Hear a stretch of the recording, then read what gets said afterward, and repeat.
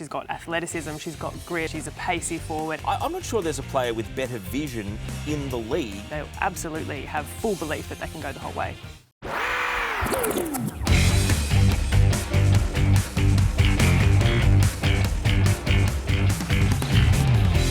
It's a new weekend in the Ninja A-League as Tanner closes in. A lick of paint away as this one's delivered in well again. And was that over the line? And that will be that. Fonsonkamp tees up and gets the curl.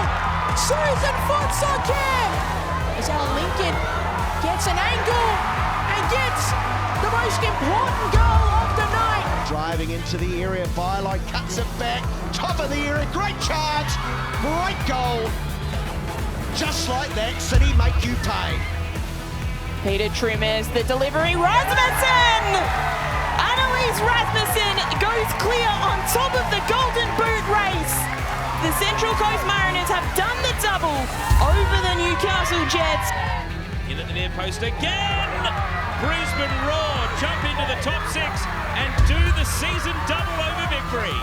Casa teeing up, Casa finding the net! And it's been a long time coming for Sydney FC.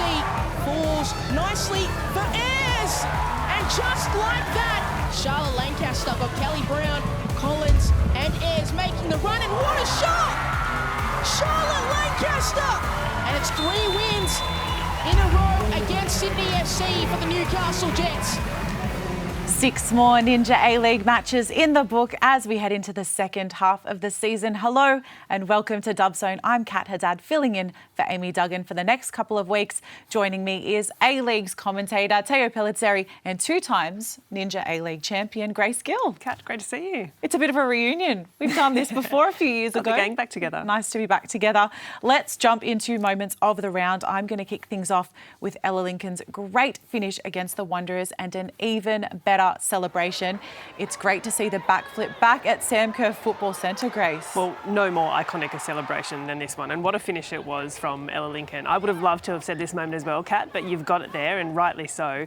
But my moment also comes from that game because Perth had some really good quality finishes, and I'm a sucker for a good technical finish. Susan Fonsonkamp epitomises technique, and she had this beautiful strike against the Wanderers for Perth's second of the night. So I can't go past that one. Well, 2 very good goals, and Fonsonkamp, a brilliant technician, as you say. But I'm going to stick up for the defenders in my moment of the week, and Annabel Martin, a Dub Zone panellist of ours here.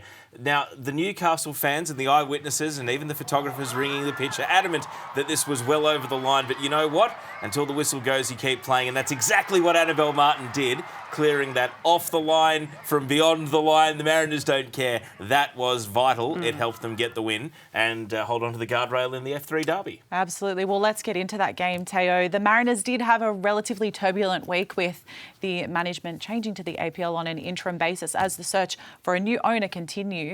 But they still had their stranglehold on the F3 Derby trophy despite Newcastle getting ahead early, Grace. Yeah, well, exactly right. And I think this game could have perhaps gone a pretty different direction, and maybe one of those ones where the result wasn't entirely indicative of what you actually saw play out, because Newcastle had some really good chances, and when you looked at things like the statistics, statistically they should have won this game, and if it wasn't for moments like you just highlighted there, Teo, with Annabel Martin's goal line clearance, perhaps it should have been a Jets result on the day. Absolutely. They should have been 2-0, 3-0 up out of sight, and the Mariners were able to come back. And it just speaks to the resilience and the fight, and I think just the character of this Mariners team. It seemingly doesn't matter if they change the coach, if they turn over the players. There is an inherent spirit in this group to get it done. Now, Newcastle can argue, we've never been champions of the A-League Women's. The Mariners have, in theory. You know, the Mariners shouldn't necessarily be the underdog against us, but the Mariners are always able to tap into that underdog spirit, aren't they? Yeah, they are. And that sort of mentality, those moments that separate a result in a game, and whether it be Rasmussen, whether it be Martin, they do have this grit about them, and they deserve the result for that alone. Talk to me a bit about Rasmussen and this golden boot journey that we're on. Yeah, well, she is in really good form. And what I really like about Annalise Rasmussen is that she's got this sort of level of instinct about her as a striker. And we saw that with the goal that she had against Newcastle. Just the ability to nip in front of a player here now leading the Golden Boot race. She's on track to double her overall career tally of goals in a single season. I think she was in the mid-20s for starts and in the low 40s for appearances. Hadn't got to double-figure goals over the course of her career, but that's sometimes the time and the investment you have to make in young players. She only misses out on young Matilda's eligibility by a couple of months. It's hard to believe she's 20 and she's come this far already. The trajectory just continues to go up and the performance backs it up. Teo, my question to you is, what does the next 5 years look like for Annalise Rasmussen? Wow. Look, I think that at some point the aspiration should be to break into the Matildas. It doesn't have to happen overnight, but if you keep scoring, natural goal scorers are such an asset that there's always a market for them, both in national teams and also at overseas clubs. If you win the Golden Boot in Australia, people are going to pay attention to you. All right, well, let's move on to the Jets and Sydney FC. It was a tough one for Sydney. They broke their goal drought, but it was Charlotte Lancaster that broke the hearts of these Sydney fans with that late goal for Newcastle. Yeah, so Sydney came into this match having equalled the record for not having scored in 5 consecutive games, but Grace, relief after 17 and a half minutes that they did not break the record for 6 consecutive games without a goal. Unfortunately, they weren't able to go on with the job. Yeah, and I think to Newcastle's credit, they got the result that I would say they probably did deserve. I think they could have put this game to bed a lot earlier. If you have a look at the clock here, it's in the 91st minute and it takes this absolute bomb from Charlotte Lancaster. Just her second goal of the season, but she scored a very good quality first one earlier in the piece as well. But for that to be the way that you win a game as a player, they're the moments you remember for a very long time. But for Sydney, it gets really tough here because they absolutely need to start picking up points, collecting points, and they're just failing to do so. I just want to give credit to Newcastle, though, and Stephen Hoyle, because they mass rotated for both the F3 Derby, which they should have potentially won and didn't, and then they made 7 changes for this game, and they did get the result. Yeah, they left a player like Emma Dundas as an unused sub on the bench because they're mindful of another game coming up away to Melbourne City on Friday. They are really juggling the squad successfully. Yeah. You know, they've kept themselves in the top 6 mix by getting this win. And you're always left guessing by the team sheet. Some players that even missed the team sheet might come back in for the Melbourne City game. They seem to have a plan, even if it hasn't always come off for them this season. Well, let's hear from Sydney FC goalkeeper Heather Hinds, who spoke after the match. Yeah, I mean, obviously, we're not getting the wins like we want, but he's staying steady. He believes in us. No matter what noise comes from the outside, I do know that he believes in us and he's putting 100% into us.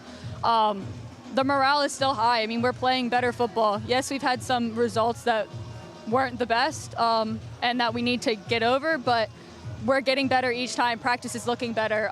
We just got to finish. And once we finish, we'll start showing the Sydney FC that you guys know and love, but we just got to get some results.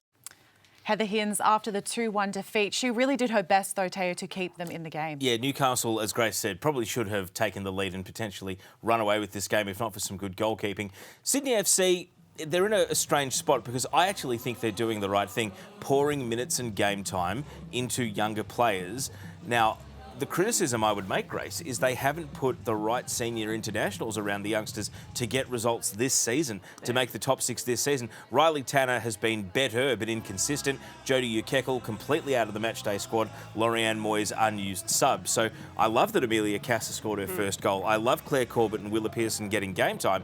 It's the senior heads that the club targeted as recruits that haven't matched the performance of Hinds. Yeah, and I think when we've spoken a lot about the exodus and the changes we've seen at Sydney, and we know this year as well, of course, Nat Tobin out with a pregnancy, Mackenzie Hawkesby has been injured for a number of weeks now. So there's a couple of senior heads that are there immediately that are not on the field in recent games. But I think in terms of Sydney, we're so used to seeing them at the top of the pops for such a long time that we're not used to, and they're not used to as a team, seeing what they have to do when they have to dig up from the trenches. And for the last season, this one and last year, they are well and truly digging up from the trenches and trying to find what that resilience and adversity looks like. But the thing about them putting in the time and effort now, like Amelia Cassa's had some inconsistent games, but her upside and her best skills are so good that she is worth persisting with. I don't think some of the diagonal balls, some of the through passes she's attempted, and then to catch the goalkeeper, Adelaide, off her line, I'm not sure there's a player with better vision in the league. but the execution and the whole of game, and also some fans and some coaches tend to ding the what's not there rather than look to enhance what could potentially be an elite world-beating skill. So I think Sydney deserve a lot of credit for investing the time and effort into players that aren't always going to give you consistent performances, but the upside is massive. Well, let's head out west now to Sam Kerr Football Centre, where Perth got their 4th win in 5 matches, and they find themselves in the top 6 now. Yeah, this was a really, really good result for Perth. At home, important to collect points, and they have been very good at home as well. And we've already touched on the quality of the finishes that we saw across the course of the game. And I think now it's about momentum for Perth, because we've seen them there or thereabouts in this position for the last couple of seasons, and then they've just tailed off towards the end of the season. So this is a really great start, really good middle point of the season for Perth, and how they can continue on from here. Gee, their season was in trouble though. They were 1 win and 4 losses, and we said stick with them until they have a run of home games, and haven't they repaid that faith? Even with a player like Roller Badawia, who's missed the last 2 games injured, they bring in a WA local like Ella Lincoln, and she stars. Yeah. Susan Fonsong Cam, with some of her longer-term injuries now a bit further in the past, putting together a really consistent season. So the signs are good for Perth, but there is one key player that we have to look at. Now, I'm a big fan of Teresa Morrissey, but Opta Data is an even bigger fan. She has been player of the match, according to Opta, in 3 out of the 5 games that she's played. Didn't keep a clean sheet in this game, but has been a part of all 4 of these wins. Yeah. And for someone who had to wait until she was 25 to finally get that A-League Women's debut, Grace, she couldn't have made a better first impression. She's been really, really good. I've really enjoyed watching her settle into the league. As you mentioned, 25, so she's a good age. Of the 5 games she's played, 3 clean sheets, 4 wins, and I think she's making the difference. And we see sometimes a goalkeeper can really be a launch pad for a team's success. There's been moments that Teresa Morrissey has genuinely kept Perth in the game, and I think there's a presence back there for their defensive line and the conversation that she has in the back, and I think she's been really impressive.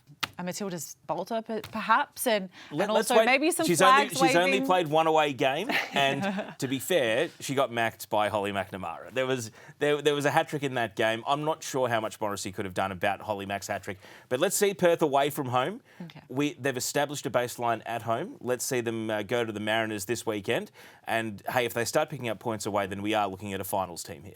Well, it certainly sets up an intriguing match against the Mariners, a 3rd versus 5th battle. Are there any particular matchups in that are catching your eye? Grace, the Mariners have scored a lot of goals in recent weeks, and Perth, they don't want to have to rely on their goalkeeper bailing them out every single week. So who do you assess as the biggest threat for the Mariners now, along with Rasmussen leading the Golden Boot? Yeah, if we park Rasmussen for a minute, Peter Trimmis is coming into some really good form, and she's finding some very, very good quality goals. And I think she's a player who's been, well, obviously in the Young Matildas for a couple of years and on the periphery of A-League consistency.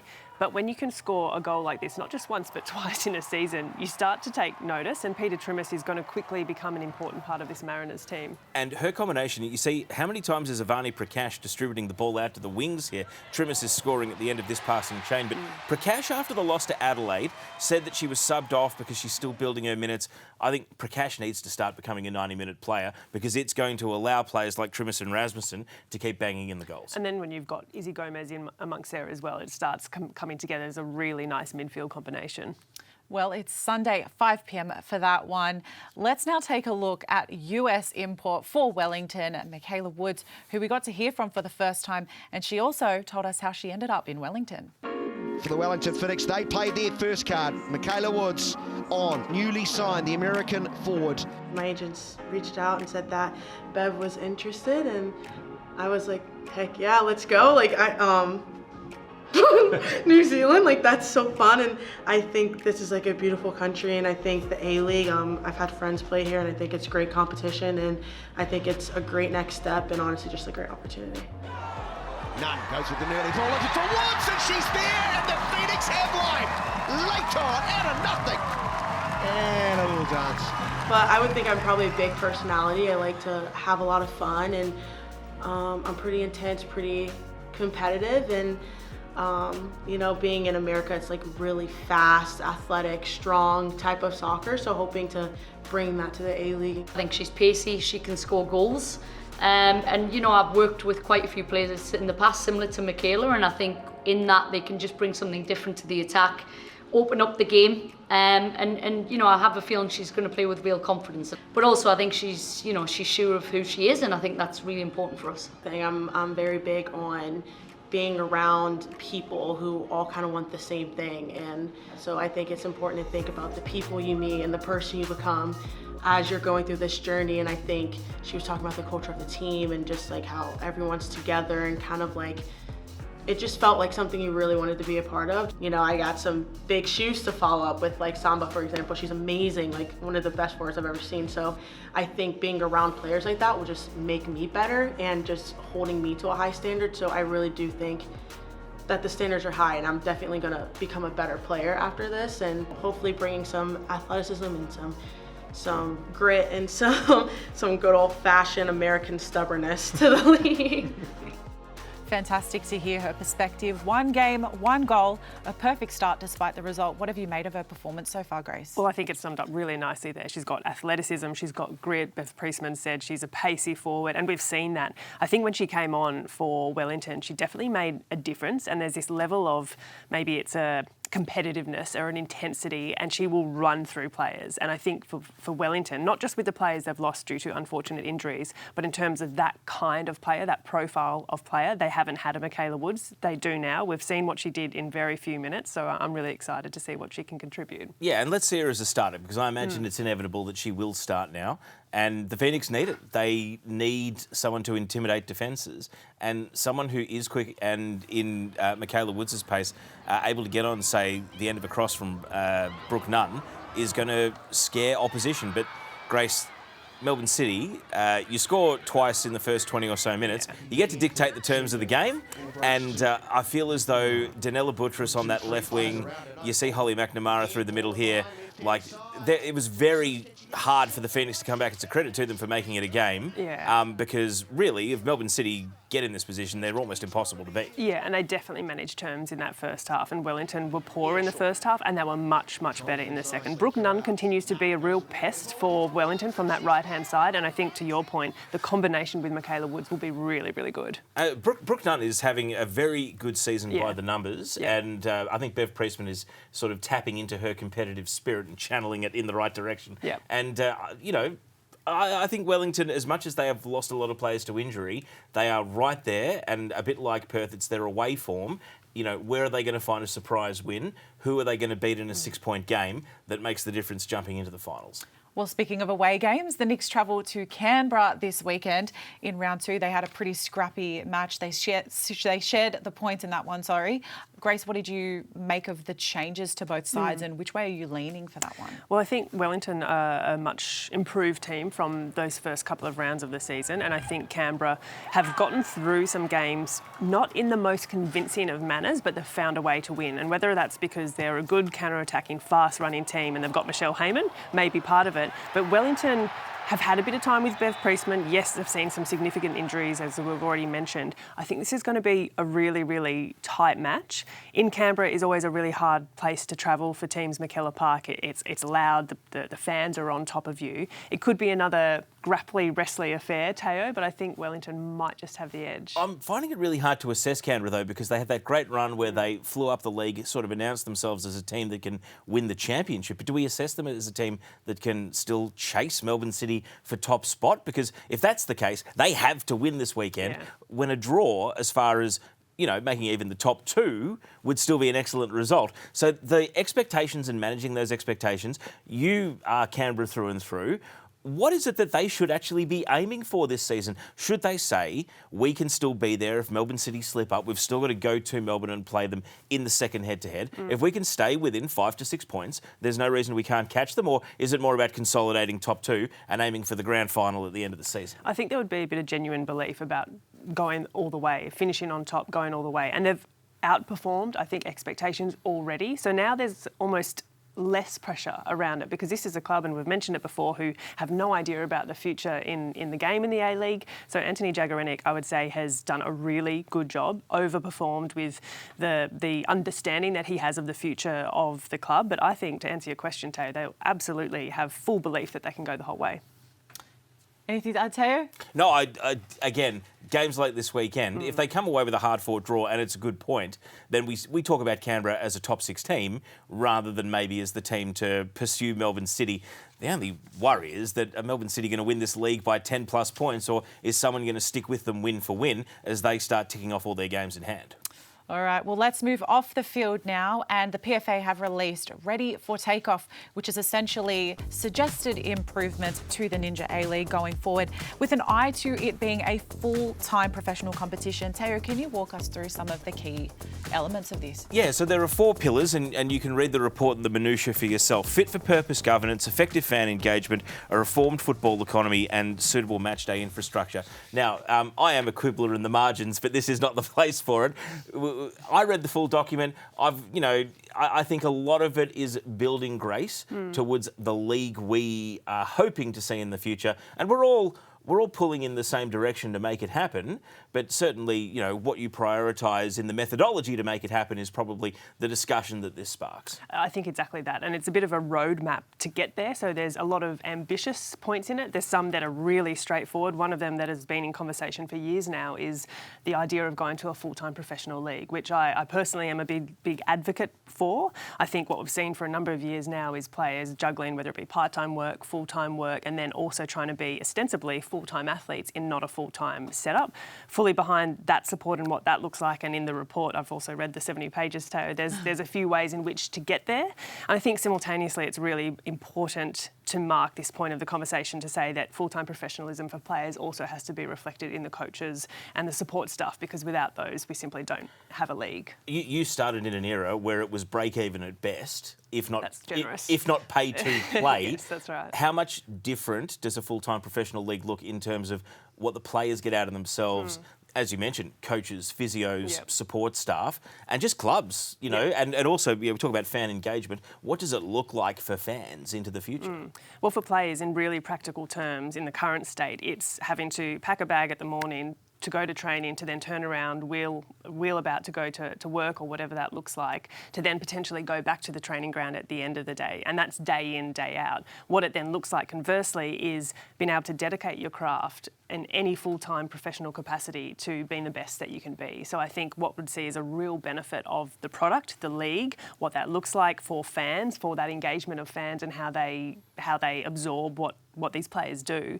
Because if we want to keep producing players and the best Matildas possible, this needs to be a full-time professional league, and there is a wonderful, wonderful opportunity. We saw it in the World Cup. We have it again. It's another take with the Women's Asian Cup, that we move to a full-time professional league after that. Speaking of the World Cup, though, one thing that excites me is building a league that when the players who are pursuing trophies in North America, in Europe, maybe as they reach the tail end of their international careers, the league is one where they feel such a great connection that it's an easy decision to come back. Like, I'm certain that Sam Kerr has unfinished business in Perth. She lost grand finals playing for Perth, may have won one for Sydney, but I would think that she still has on the to-do list to tick off to win the A-League Women's with Perth Glory before it's all over. We want that to be an easy decision, the same way we want it to be an easy decision for Steph Catley to come back to either of the Melbourne teams. Who knows, maybe Victory. She won championships at both of them. We want to see the Matildas that go and do amazing things overseas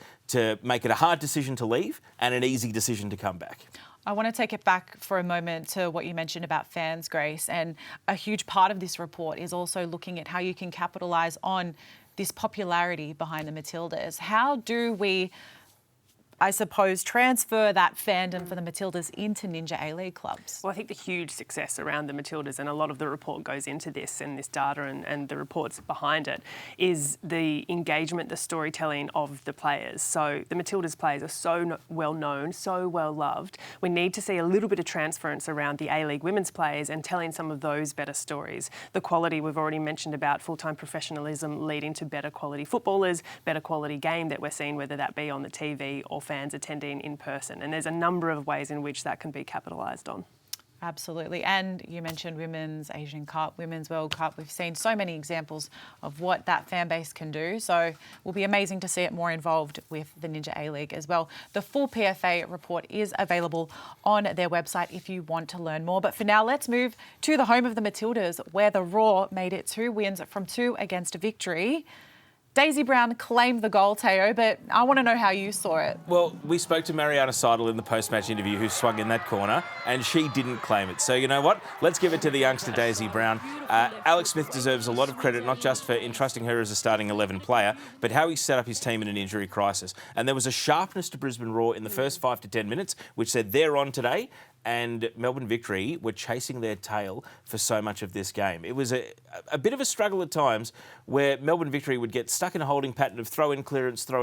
And I asked Catherine Cannulli on the broadcast, do they need to be doing more with their throw-in routines? And then I realised after the game, no, they need to do a better job retaining possession in the middle of the pitch so that you're not stuck taking throw-ins for the entire game. It was a bad loss for Victory, just as much as it was a good win for Brisbane. Yeah, and for Brisbane as well, when we cast our mind back to last year, they had a really good start to the season and then dropped off. This result is a really important, I guess, marker in the ground for Alex Smith's side to say, well, this is what we can do against what should be a front runner in the league. For Victory, they're not performing in the way that they should be, and they'll know that. They'll be the first to put their hand up and say that our performances need to be better. But you're spot on. You never talk about Victory in a way that is, oh, they're not a possession team. They are a possession team. They've got the players that prove exactly that. They need to be holding on to the ball, being more useful with the possession that they do have.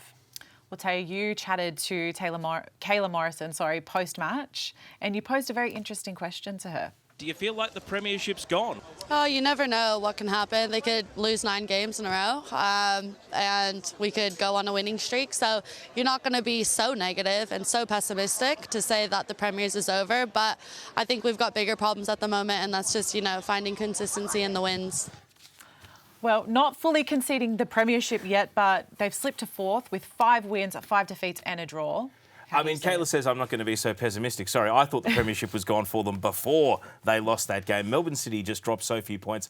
I think that first Melbourne derby was a bit of a tipping point for Victory. I know I've brought this stat up before. They lost 2 out of 23 in the home and away last season. They have lost 5 out of 11 so far this season. Yeah, I think it's hard, and this is, again, a big team being tested under pressure. Jeff Hopkins, he often finds a way, and whether or not there is time, whether or not he has the players, I think he has the players to find a way. What we see next week from them, I think is going to be a really important piece. Will he be, I guess, ambitious enough to make some changes and to test things with whether it be the formation or the personnel on the field? We'll have to see. But I want to come back, this is similar to the Canberra question.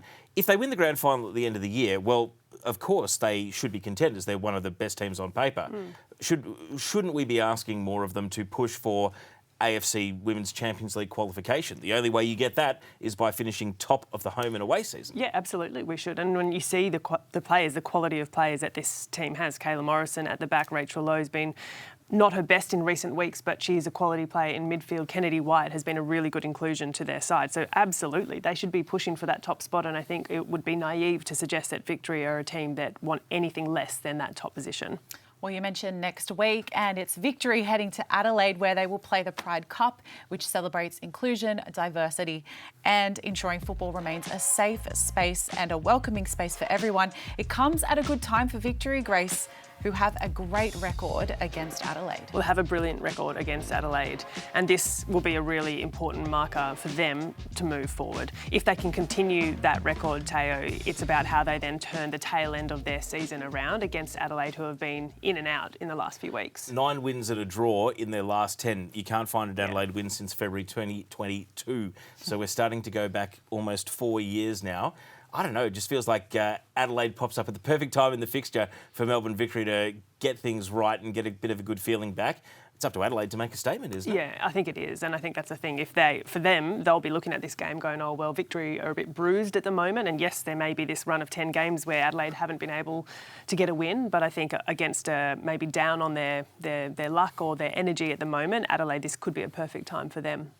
All right, let's switch our attention to Brisbane now, who head to Wonderland. They're looking for back-to-back wins, but against the Wanderers, whose only win this season was against Brisbane Roar in round 3. Teo, what can we expect from this one? I really am confounded by the Wanderers because it seems like every time they get close to turning the corner, they drop a game, and they would be so disappointed with how they played away in Perth, coming off a game where they ran over the top of Canberra and just didn't get enough to score a match winner at the end. So, Grace, Brisbane's a team that mentally they know they can beat. You were commentating when they beat Brisbane Roar at Wanderers Football Park last season. It's a very different Brisbane. I mean, we can praise them for how they took on the victory challenge with a depleted squad, but at some point, you know, Grace Quilamu out with a second ACL, Zara Kruger out for 2 months with an ankle injury, Tamiki Yallop with this hamstring injury, which is a long-termer. I mean, the existing squad they've got on a shorter turnaround is going to start feeling the pinch. Yeah, it is. And I think for the Wanderers, it's actually a really bad time for them to come up against Brisbane, purely for the fact that Brisbane had this really good result against Victory. They'll feel buoyed. They'll feel fantastic about that result. Wanderers are down on their luck. They're down on everything at the moment. It is such a tough position to be in, whether or not, you know, a Chloe Lagazo can pick up the team and just drive them through. They need something. And it's hard as well just to keep up your mentality in that space where week in, week out, day in, day out, training feels heavy because it's just hard to find any kind of momentum. I think for Brisbane, it's a perfect opportunity for them. The thing I'm going to sweat in this game is who retains the ball better in midfield, because Momo Hayashi moving into midfield made such a difference to the Brisbane Roar. I know she came back from a suspension as a centre-back and has been pushed up the pitch ever since. But even with the depleted stocks they've got, their ball speed and retention was excellent against the Victory. Wanderers Football Park, Western Sydney Wanderers haven't been brilliant at actually keeping possession this season. Let's see if they can set themselves for the challenge of the Roar. A real opportunity for Roar to capitalise on the Wanderers' current performance, but an opportunity too for the Wanderers to get a much-needed win on the weekend. Let's now take a look at the ladder for where it's standing in round 13. And we've got Melbourne City right at the top there with 19 points. And Grace, your Canberra United, they're right there on 18 points. Followed by, of course, Central Coast Mariners and Melbourne Victory. We mentioned that third versus fifth clash between the Central Coast Mariners and Perth Glory. That will be a great one. But Teo, any surprises here in the ladder for you? For all the praise we do of Wellington, they are sitting not that high, Grace. Like, they actually need to string some wins together. They have strung good results together, but like Canberra away is a genuinely tough game for them. Really hard. And if they don't win, they lose ground on everyone else. But if they do win, they're back in the top 6. And I think that's what we're looking at in those top 8 spots specifically. Results this weekend could quickly launch a team back into the contention. I mean, it's a real show-me-something weekend. Newcastle have never beaten Melbourne City. Wanderers 1 win for the season. Perth away at the Mariners. Almost every team, and Adelaide with this streak against the Victory, almost every game has a clear underdog who can really tell us something new about themselves if they break through and win. All right, I want your matches of the round. What does everybody need to put into their calendars? Well, I think for that reason, I'm looking forward to that Canberra United up against the Wellington Phoenix game because so much rides on the result of that result. Central Coast and Perth for me, because if Peter Trimmis is playing goal of the year, it could be just around the corner. So Morrissey versus Trimmis, 2 of the form players in the league. Bring it on Sunday. I absolutely love it. I think they're all going to be great games. I'd love to see the Wanderers get a win. I think something just to keep those fans engaged and happy, and we know how important it is to get a win for these clubs. But anyway, thank you so much for joining me on Dub Zone. Kat, it's a pleasure to see you back on the Dub Zone set. The pleasure is all mine. We will see you next week for another episode of Dub Zone where we will wrap up all the exciting football that will be happening this weekend.